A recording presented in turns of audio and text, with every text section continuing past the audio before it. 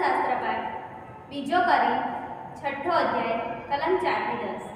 પણ દરેક પરિસ્થિતિમાં ઈશ્વરના સાચા સેવક પુરવાર થવા માટે અમે મથીએ છીએ। અપાર ધીરજથી અમે કષ્ટો, આફતો અને સંકટો, ફટકા અને કારાવાસ, ટોળાના હુમલા અને હાર્દિક પરિશ્રમ, ઉજાગરા અને ભૂખ વેઠીએ છીએ। આ બધાનું અમે પવિત્ર વર્તનથી, સત્યની સમજથી, સહનશીલતાથી અને ભલમનસાઈથી, પવિત્ર આત્માની સહાયથી, સાચા પ્રેમથી અને સત્ય વચનથી તેમજ ઈશ્વરની શક્તિથી મુકાબલો કરીએ છીએ।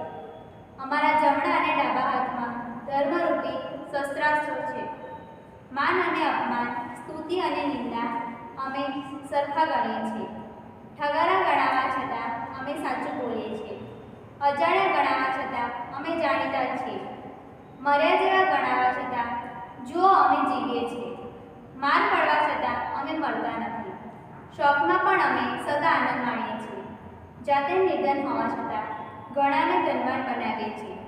નિષ્કિંચન હોવા છતાં અમે સર્વ સંપત્તિના ધણી છીએ। આ પ્રભુની વાણી છે।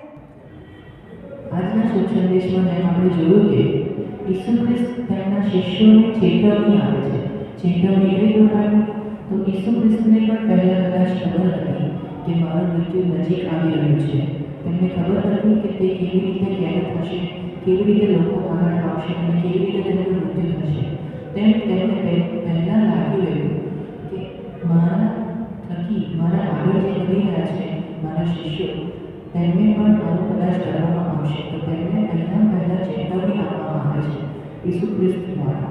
ઈસુ ખ્રિસ્ત તેમને કહે છે કે તમને એટલે કે શિષ્યોને અદાલતમાં મોકલવામાં આવશે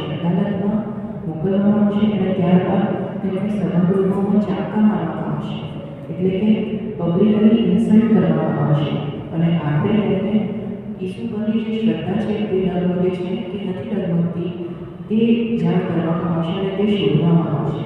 આમ ઈસુ આગળ જઈને એવું કહે છે કે જો તમે આવી સ્થિતિ આવો તો તમારે ચિંતા કરવાની કોઈ જરૂર નથી, કારણ કે જે બોલવાનું છે તે સમયે આપણે જે બોલીશું એ આપણે નહીં બોલતા બનીએ, એ પરમપિતા અને આપણા પ્રભુ પરમેશ્વર દ્વારા આપણને મળેલી પવિત્ર આત્મા આપણે બોલાવતી હશે, જેની આપણે કોઈ ચિંતા કરવાની જરૂર નથી, કેમ કે આપણા દરેકના અંદર પવિત્ર આત્મા છે અને પવિત્ર આત્મા જ આપણને સારા કામ કરવા પ્રેરે છે। આખરે એવું પણ લખવામાં આવ્યું છે કે ઈસુ ખ્રિસ્ત છે તે એવું પણ કહે છે કે મારા ખાતર જે મોત પામશે તે મોત નહીં પામે, પણ તે અનંત જીવન પામશે અને તેનું સજીવન થશે અને આખરે તેનો ઉદ્ધાર થશે।